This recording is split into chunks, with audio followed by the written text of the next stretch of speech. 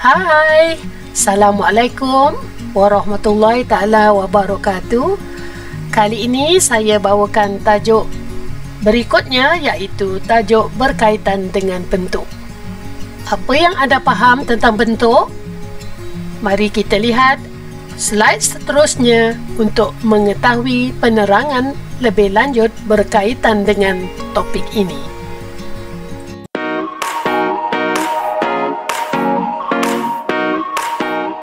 Hai, kali ini saya bawakan tajuk berkaitan dengan bentuk.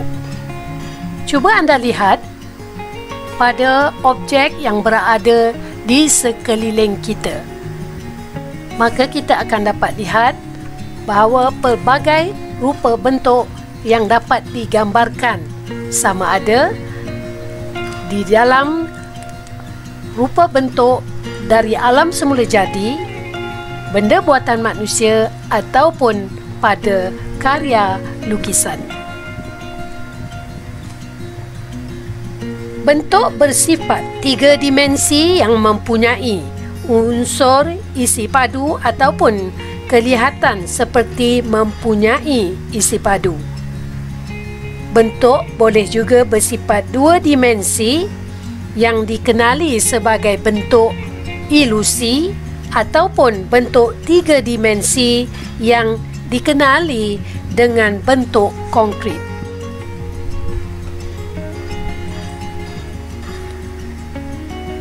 Definisi bentuk: objek yang mempunyai jisim, luas, tinggi dan juga isi padu.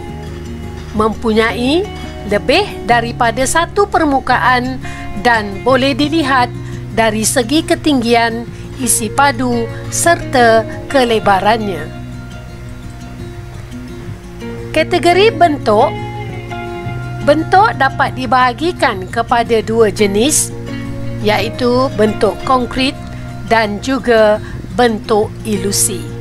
Lihat gambar yang ditunjukkan bersebelahan dengan carta ini, di mana buah oren yang ditunjukkan di bahagian bawah merupakan gambar realistik yang diambil secara nyata, manakala gambar di bahagian atas merupakan ilusi yang mirip kepada objek yang sebenar.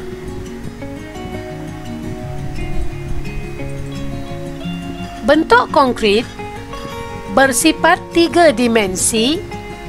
Ianya boleh disentuh, dilihat dan dirasa. Boleh dilihat juga dalam karya 3D. Bermakna objek pada bentuk konkret dapat kita lihat dari pelbagai sudut, sama ada dari atas, kiri, kanan, atas ataupun belakang, dan kita boleh merasai permukaan bentuk tersebut, sama ada berpermukaan licin, kasar ataupun menggerutu ataupun bersesuaian dengan bentuk yang kita lihat. Manakala bentuk ilusi bersifat dua dimensi, hanya boleh dilihat tetapi tidak boleh dirasa, dihasilkan melalui konsep perspektif dalam karya seni 2D. Lihat contoh yang ditunjukkan ini merupakan bentuk yang bersifat 3D, di mana raja ini menunjukkan kedudukan tinggi kotak ini, panjang dan juga lebar. Seterusnya dapat kita lihat bentuk yang bersifat 3D, iaitu bentuk bulatan, segi empat sama, segi empat tepat, hexagon, bentuk kon, bentuk diamond dan juga segi 5, bersudut 5 ataupun dipanggil heptagon. Seterusnya, contoh bentuk konkret yang dapat kita lihat di sekeliling kita. Saya ambil contoh di sini ialah bunga, rama-rama, televisyen, meja, kerusi, buku dan juga kabinet. Ini adalah sebahagian dari contoh bentuk konkrit. Dan anda juga boleh lihat bentuk-bentuk konkrit yang terdapat di sekitar anda, sama ada di rumah ataupun di luar atau di mana-mana saja anda berada. Manakala contoh bentuk ilusi lebih kepada gambaran yang menyerupai objek sebenar ataupun keadaan sebenar. Ianya hanya dapat kita nikmati dengan pandangan mata sahaja, manakala bila kita pegang, kita hanya merasakan permukaan yang rata.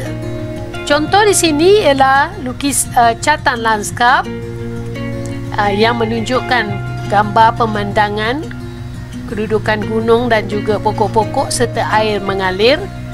Kemudian lukisan 3D buah apple dan juga sebakul buah-buahan dalam bentuk lukisan menggunakan media arang, dan juga catatan bunga ros yang menggunakan media cat air. Ini adalah merupakan sebahagian daripada bentuk-bentuk ilusi yang dapat saya tunjukkan pada hari ini. Bentuk boleh didapati pada alam semula jadi, objek buatan manusia dan juga karya seni visual. Mari kita lihat satu persatu bahagian yang dapat kita tunjukkan. Yang pertama ialah bentuk pada alam semula jadi. Pada awal tadi saya dah sebutkan contoh sebahagian bentuk yang terdapat pada alam semula jadi. Kali ini saya tunjukkan yang lebih jelas lagi bahawa alam semula jadi terdiri daripada fauna dan flora. Di sini saya dapat gambarkan gambar burung, gambar itik, kemudian pokok buah apple, sebakul buah-buahan dan juga sayur-sayuran, ada rumput dan juga bunga. Ini juga adalah sebahagian. Sebenarnya sejauh mata memandang, kita dikelilingi dengan bentuk-bentuk daripada alam semula jadi, dan kita sebagai manusia amat memerlukan persekitaran pada alam semula jadi kerana ia membantu sistem ekosistem pada diri dan juga pada tumbuhan tersebut. Seterusnya kita beralih kepada bentuk pada buatan manusia. Maknanya dia tidak hidup tetapi berfungsi kepada manusia mengikut keperluan yang dikehendaki oleh manusia sekalian. Contoh di sini saya ambil sedikit penerangan ataupun gambar berkaitan dengan jam tangan, kerana kita memerlukan jam tangan untuk melihat waktu, sama ada pagi, tengah hari, petang ataupun malam, supaya kita dapat mengatur masa kita dengan lebih tersusun. Kemudian backpack ataupun beg sekolah pun boleh.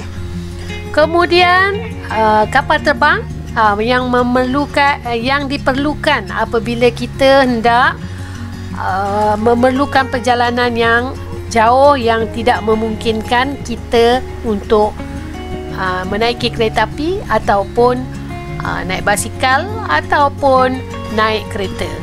Contohnya di seberang lautan yang jauh beratus-ratus ribu kilometer. Jadi kita perlukan kapal terbang untuk bergerak ke satu negara ke negara yang lain.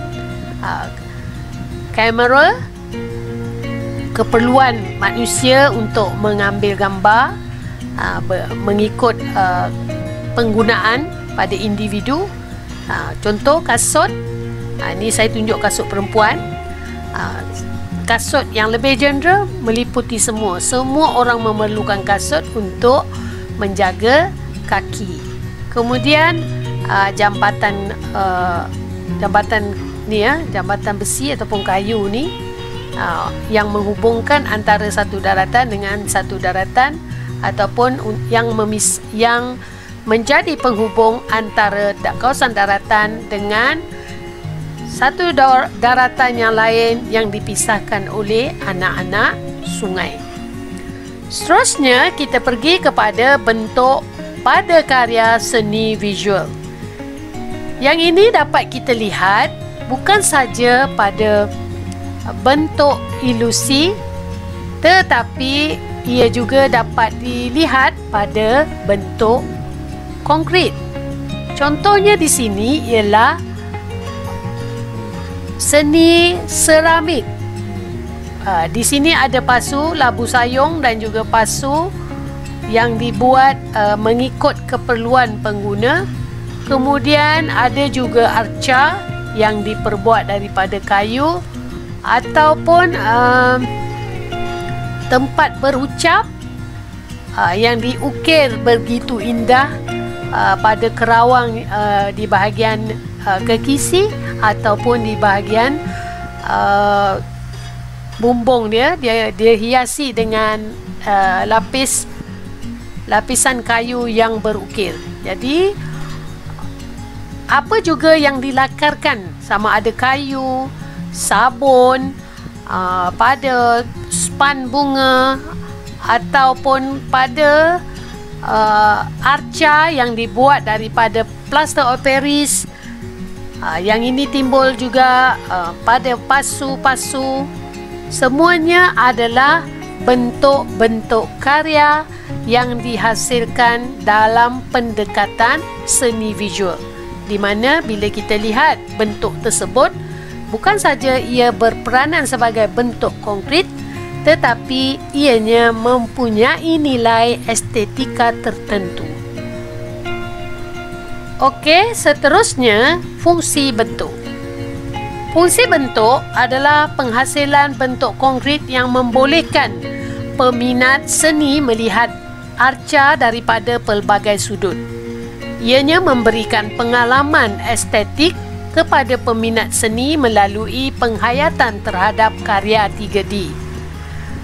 Bentuk ilusi berfungsi memberikan kesan realistik pada karya.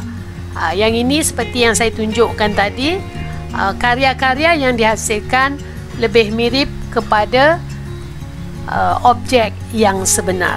Mana karya itu dihasilkan di atas keping kertas tetapi berjaya dihasilkan dalam bentuk 2D yang seolah-olah mirip kepada objek sebenar.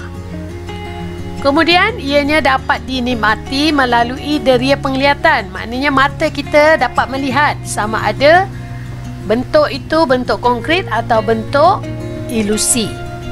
Kemudian kalau kita dapat rasa, maknanya itu adalah bentuk konkret. Kalau kita rasa hanya permukaan rata sahaja, sedangkan kita tengok buah-buahan atau apa saja yang dilakarkan seolah-olah seperti buah ataupun perkara ataupun benda-benda yang hidup, itu adalah objek 2D yang berjaya dihasilkan dan mata kita terpukau melihat keunikan satu-satu karya tersebut. Baik, contoh di sini bentuk arca yang dihasilkan daripada besi. Baik, asalnya besi yang bentuk silinder begini, kemudian pandai ukir menggunakan alat-alat khas, dapat mengukir sehingga dapat membentuk arca seperti seekor burung. Tengok betapa cantiknya karya yang dapat dihasilkan dalam bentuk konkret begini. Contoh seterusnya ialah bentuk ilusi pada karya seni visual yang mirip objek sebenar. Baik, gambar terung dan juga buah asam kelubi ini di atas ni adalah merupakan gambar sebenar, manakala yang di bawah ini adalah hasil lukisan lakaran yang telah diwarnakan dengan memasukkan pencahayaan dan juga tone pada objek yang dilukis sehingga mirip menyerupai objek sebenar. Seterusnya, ini contoh berikutnya, buah apel dan juga lobak merah ditransform kepada lukisan yang menggunakan media pensel warna dan juga pensel. Baiklah, setelah kita lihat bentuk konkret dan juga bentuk ilusi, kita kena juga tahu bagaimana penghasilan sesuatu bentuk. Baik, teknik menghasilkan bentuk konkret boleh melalui picitan, iaitu seramik, ataupun kalau kanak-kanak suka bermain dengan Play-Doh. Kemudian anyaman, kalau peringkat kanak-kanak menggunakan anyaman kertas. Bila dewasa ataupun remaja belia yang meminati kraft tradisional, anyaman boleh menggunakan pelbagai media, sama ada daun mengkuang, plastik ataupun pelbagai bahan anyaman yang dapat digunakan untuk menghasilkan karya dalam bentuk anyaman. Kemudian bentuk konkret juga boleh dihasilkan melalui lipatan, lipatan kertas ya, biasanya yang kita buat sehingga dapat membentuk satu objek baru. Kemudian ukiran daripada kayu ataupun sabun, ataupun bahan-bahan yang lembut yang boleh diukir juga boleh menghasilkan satu bentuk konkret. Manakala teknik menghasilkan bentuk ilusi lebih kepada garisan, lukisan, kolaj dan ton warna. Lihat betapa pentingnya apabila kita menghasilkan satu karya ilusi. Perkara pertama yang dititik beratkan ialah garisan, di mana kita mula melakar. Daripada melakar tu kemudian kita masukkan ton, sama ada kita menggunakan pensel ataupun pensel warna. Kolaj juga memainkan peranan, sama ada kolaj dalam bentuk kita koyakkan kertas ataupun kita menggunakan biji-biji benih yang kecil, ataupun kertas ataupun sebarang objek-objek yang boleh kita lekatkan pada kertas lukisan yang telah dilukis dengan sesuatu bentuk. Kemudian ton warna juga memainkan peranan dalam menghasilkan bentuk ilusi, di mana ton warna ini dapat menentukan timbul tenggelamnya sesuatu objek. Okey, seterusnya teknik menghasilkan bentuk konkret. Ini contoh yang saya tunjukkan di sini, teknik luakan. Ini luakan sabun. Ini sabun wangi. Ini sabun kuning yang biasa kita guna. Kalau dahulu orang selalu guna untuk basuh kain. Kemudian yang ni luakan pada kayu, di mana kayu-kayu yang dilukis, dilakar dan dilukis kemudian dikorek dengan cara menggunakan pisau-pisau ukir sehingga dapat menimbulkan objek yang dilukis, ataupun dengan cara membuang bahagian-bahagian tertentu pada kayu sehingga membentuk sesuatu objek baru. Ini adalah menggunakan teknik luakan. Seterusnya adalah teknik anyaman, sama ada anyaman pada rotan, anyaman menggunakan tali plastik, ataupun anyaman menggunakan tali ataupun daun-daun mengkuang ataupun pandan, dapat menghasilkan produk baru yang menarik. Seterusnya menggunakan teknik lipatan. Asalnya daripada kertas, rebin atau apa saja yang boleh kita lipat dapat menghasilkan satu objek baru. Seperti gambar pertama ialah gabungan kertas warna-warni dapat menghasilkan seekor burung merak, kemudian sekuntum bunga ros, kemudian dapat membentuk bunga ni dicantumkan menjadi satu bulatan bunga yang boleh digantung. Ini juga dapat dihasilkan dengan pelbagai rupa bentuk mengikut kemahiran mereka yang berminat dengan karya lipatan ini. Kemudian ukiran, seperti contoh tadi, dengan ukiran melalui gurisan, kita dapatlah gurisan halus-halus ni untuk menampakkan struktur garisan. Kemudian melalui luakan, ni kita luakan kan, antara daun dengan bahagian belakang dia, daun lebih tinggi, kemudian dia punya latar belakang jauh ke bawah. Kemudian ditebuk sehingga tembus pada ukiran itu. Seterusnya kita beralih kepada teknik penghasilan bentuk secara ilusi. Ini contoh melalui gurisan.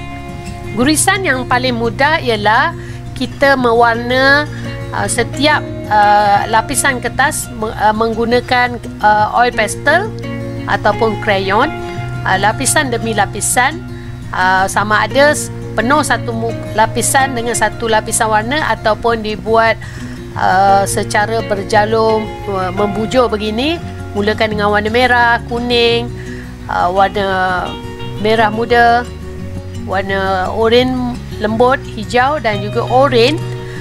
Diwarnakan secara rata. Bila dah rata, barulah diguris menggunakan objek tumpul. Dia tak boleh tajam sangat, nanti boleh koyak kertas awak. Kemudian ukirlah atas kertas tersebut. Jadi dapatlah corak-corak yang berwarna-warni. Ini melalui teknik gurisan.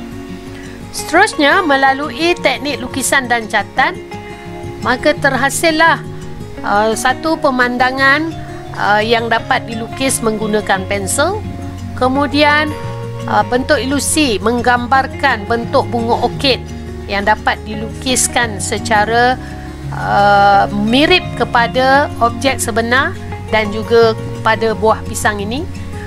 Kalau merujuk pada gambar sebelum ni ada saya videokan, merupakan objek sebenar yang ditransform kepada bentuk karya 2D.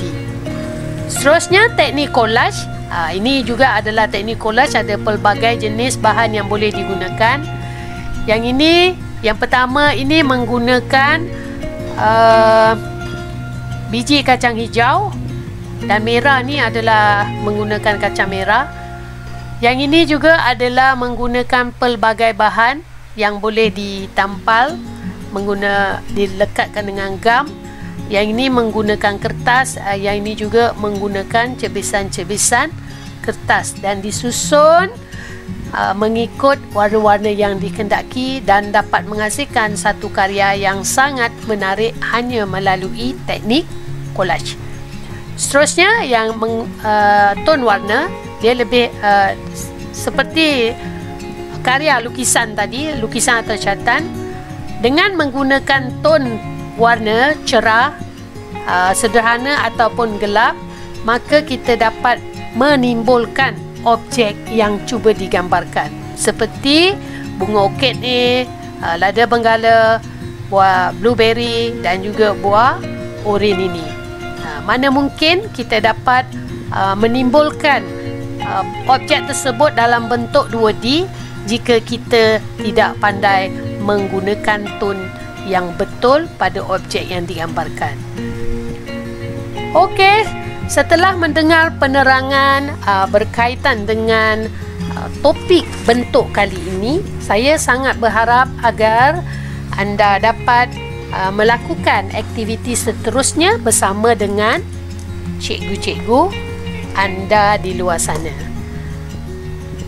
Baik, dari segi pencapaian untuk yang pertama, boleh kata sangat mudah yang anda boleh jawab.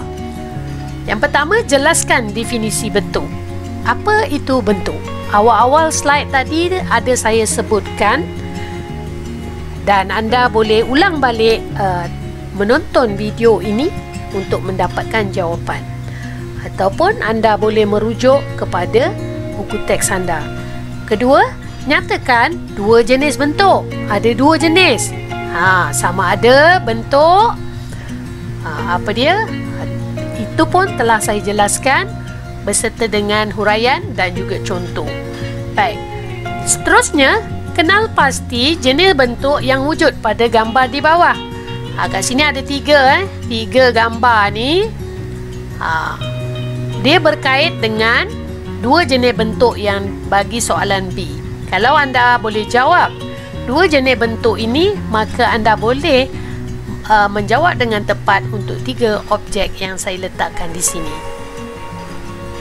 Seterusnya, latihan seterusnya, nyatakan fungsi bentuk dalam gambar di bawah.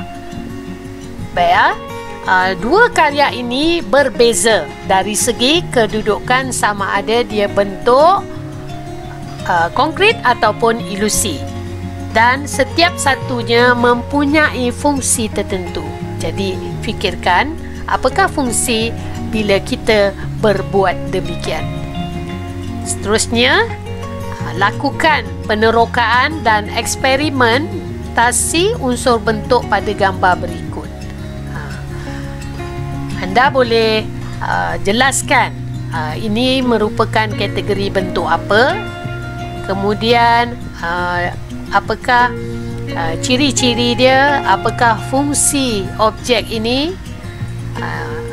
Saya harapkan anda dapat menjawab dengan tepat hasil dari pembelajaran sebelum ini. Baik, seterusnya, bagi peringkat yang lebih sukar lagi, berdasarkan gambar, nyatakan jenis karya, jenis bentuk, ciri-ciri objek tersebut. Baik, yang sebentar tadi saya tunjukkan gambar dia. Gambar ni, 4 jenis gambar ni. Kemudian dia berkait rapat dengan slide seterusnya. Ini contoh saya tak tulis kat sini, tapi saya ambil gambar tu saya letak kat sini. Okey, gambar pertama, gambar apple. Jenis karya dia, ini contoh macam mana nak jawab. Jenis karya dia ialah lukisan. Jenis bentuk, bentuk ilusi. Ciri-ciri dia, objek hanya dapat dilihat dan tidak dapat disentuh. Jadi ada 3 objek lagi yang di atas tadi. Anda boleh cuba untuk meraih jawapan yang lebih tepat lagi. Okey, menerusi TP4, TP5 dan juga TP6, diharapkan anda dapat menganalisis dan memanipulasi hasil eksperimen unsur bentuk melalui penerokaan media, proses dan teknik dalam penghasilan karya. Anda dapat menzahirkan idea secara kreatif dan inovatif hasil daripada eksperimentasi dan penerokaan unsur bentuk dalam penghasilan karya. Seterusnya, peringkat yang tertinggi menghasilkan karya dengan menggunakan idea anda sendiri secara kreatif dan inovatif, serta membuat aspirasi hasil karya berpandukan bahasa seni visual. Baik, contoh di sini, hasilkan bentuk ilusi berdasarkan gambar rupa menggunakan pensel atau pensel warna. Di peringkat ini, saya berikan satu bentuk ataupun rupa. Ada 2 rupa dan bentuk di sini. Anda boleh lukis semula dan cuba warnakan mengikut kepahaman ataupun warnakan mengikut logik cahaya dari mana. Jadi saya harapkan anda berjaya meletakkan ton cerah dan gelap bagi objek ini sehingga ia menampakkan bentuk 2D. Seterusnya, pada peringkat yang tertinggi TP5 dan juga TP6, berdasarkan contoh gambar yang diberi, hasilkan sebuah karya dengan menggunakan media atau bahan yang sesuai bagi menonjolkan unsur bentuk. Aplikasikan kesan ton yang dapat mewujudkan bentuk pada objek tersebut. Kemudian, buat apresiasi karya yang dihasilkan. Kategori dia, karya ini dalam bentuk apa, jenis bentuk karya, media dan alatan yang diguna serta teknik yang anda gunakan. Baik, gambar ini anda boleh lukis kembali dan masukkan tone yang sewajarnya, tone dan juga garisan, dan anda boleh tambahkan di bahagian latar belakangnya menggunakan bahan-bahan ataupun teknik-teknik yang anda telah pelajari sebentar tadi. Baik, diharapkan anda berjaya melakukan aktiviti bersama dengan cikgu anda di luar sana, dan tahniah saya ucapkan kerana mengikuti pembelajaran kita pada hari ini. Seperti biasa, sebagai langkah ulang kaji, saya sediakan kuis interaktif dalam bentuk permainan. Anda boleh ambil link ini, link kuis interaktif ini.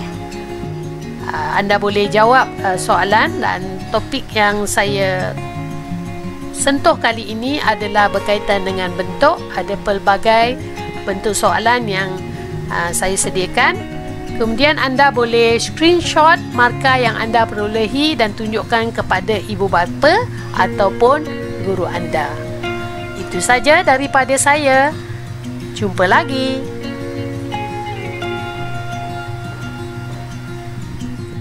Sekian saja penyampaian saya untuk topik bentuk pada kali ini. Semoga ianya dapat memberikan manfaat kepada anda di luar sana. Dan jangan lupa, sentiasalah membuat ulang kaji dengan cara menonton semula video ini dan cuba menjawab kuis yang disediakan. Stay tune bersama dengan saya dari channel Aziza MN.